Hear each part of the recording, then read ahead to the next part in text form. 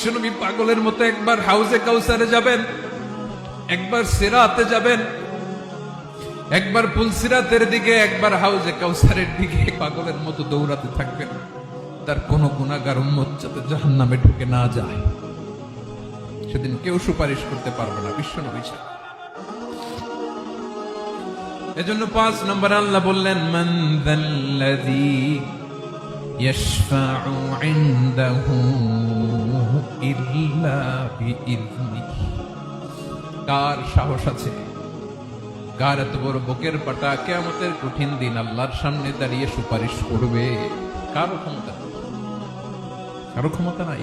বিশ্বনবী সেদিন সিজদায় পড়ে উম্মতের জন্য কাঁদবেন, সবাই কাঁদবে, নফসি নফসি, আল্লাহ আমারে বাঁচাও, আল্লাহ আমারে বাঁচাও। বিশ্বনবী বলবেন, উম্মতি উম্মতি।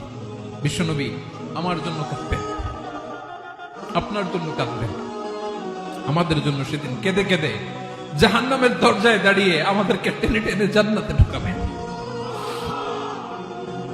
এজন্য এই বিশ্বনবীর ভালোবাসা যেন আমাদের হৃদয়ে ভরপুর থাকে। আমার ভাইয়েরা, প্রতি শুক্রবার বিশ্বনবীর উপরে বেশি বেশি যেন আমরা দুরূদ পড়ি। আমরা যখন বিশ্বনবীর সালাম দেই, দুরূদ পড়ি,